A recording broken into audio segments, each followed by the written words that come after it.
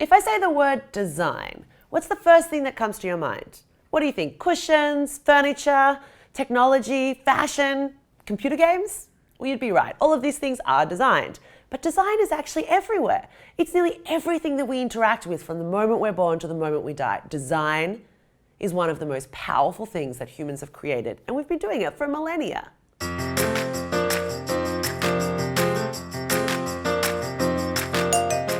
I'm Layla Rogeralu. I am a designer and a sociologist, and I am so interested in the way the world works.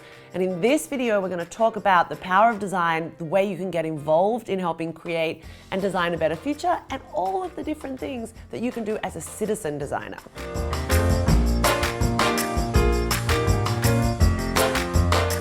Look around you, absolutely everything's by design. From the chair you're sitting on, to the classroom you're in, to the city you live in, to the glasses you may or may not wear, these are all by design. In fact, humans have been constructing the material world around them for millennia. We make things to meet our needs, and some people have that as a professional role, and others, it's about the influence we have through the things we buy. That's what a citizen designer is. Every day of your life, you're basically contributing to the types of products and services that will end up in the economy because you're investing in them when you buy them. Okay, maybe your parents are buying them, but at the end of the day, that's how businesses decide on what kind of products they're going to make. And that's how professional designers end up getting a brief to create, I think this is an alarm clock. It's an alarm clock.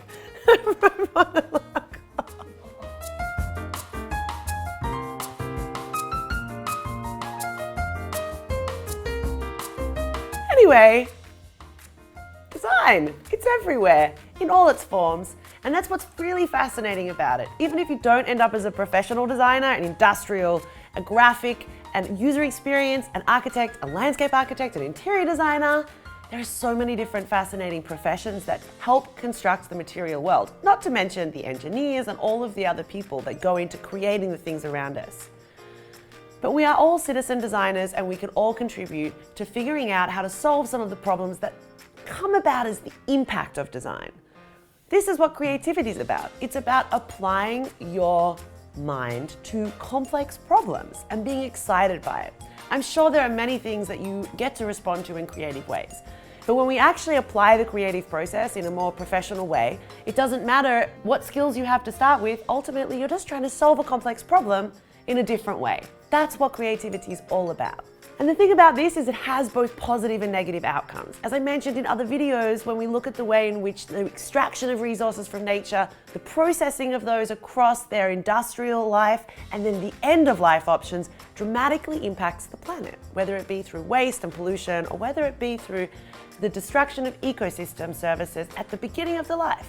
This is the life cycle of an everyday product. And if you look at anything around you, you can start to see that everything that's created is achieving a function. You buy something because you need something. And so when we want to look at the circular economy and redesigning all the goods and services around us, we can start to look at doing something that closes some of those gaps. This is what we call a product service system. Imagine that you don't just have a single product that you buy, that you actually get something that's fully designed within a system. So when you no longer need it, it's taken back and it's recycled, and all of its individual components are reclaimed and reused in different ways. That way we don't end up with little bits of things ending up in the ocean or not knowing what to do with in your home. So this is really what the circular economy and design is about, using creativity to close the loops on production, to find ways of delivering that functionality so that we meet our needs in beautiful and elegant and sustainable ways, but not in ways that basically create lots of waste and actually can be really annoying and expensive. If you think about it, in your life already, you've probably used a bunch of cell phones. Where do they go? How are they made? And what will happen to them when you finally get them out of the drawer that they're sitting in? These are all really important questions because we live on one planet with finite resources, meaning like even if we did go to Mars, we're not going to find the same materials that we have here that help us make the technology and the things that we need in order to save lives and live healthy lives. As I said, everything around you is designed, and there are many different impacts that those designs have.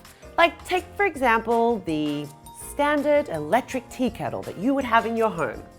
These boil water, so you can make tea and all sorts of other hot beverages. But have you ever stopped to think about the way in which the design of the physical form impacts how much water you boil, or perhaps whether or not you forget about it?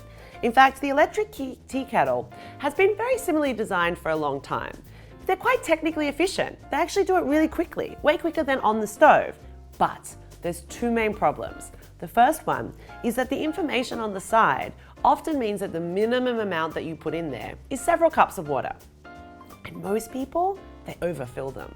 Most people fill them way more than they need to. I don't know why, just because it feels heavier. And in that, it means that so much energy is used as all of this extra water is boiled. People aren't making tea with it. It's so much so that in the UK, in one day, enough energy is wasted to light all the streets in the UK for 6 months. And after really popular TV shows, sometimes they have this phenomenon when everybody makes tea at the same time. It sucks so much energy from the grid that some guy has to buy nuclear power from France to deal with it. That's what happens when we design simple products within systems, because everything is interconnected. And so if you think about it, you or I buy this in order to get the functionality. But we could reimagine the way we deliver the functionality of hot water so that it's not only just more efficient, but that it's more elegant and sustainable. And that's really what this whole design and creativity thing is about applying your creative mind, your curiosity, and seeing the way the everyday things in your life, in the world around you, could be redesigned in more sustainable and regenerative ways. There are a bunch of different really simple strategies you can use. Like for example, if you were to redesign an everyday product, how could you use something like design for dematerialization? Like how can you do more with less? Because what we've learned in all of the science around this is that the more materials you have in something, the heavier it is, the bigger it is, the more environmental impact, because you have to draw all those things, process them, and ultimately find an end-of-life home for them.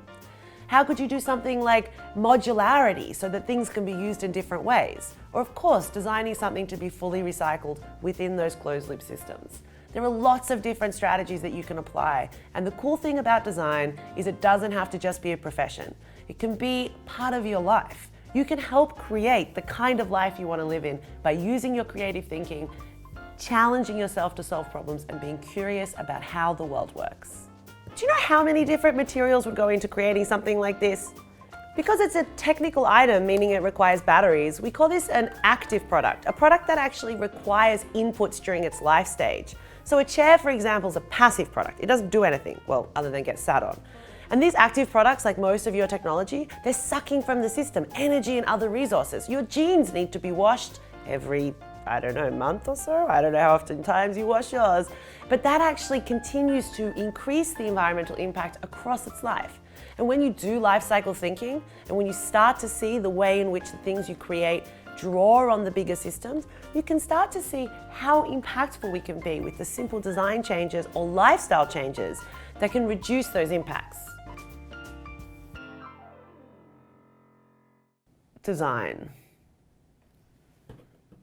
It's everywhere. So loud.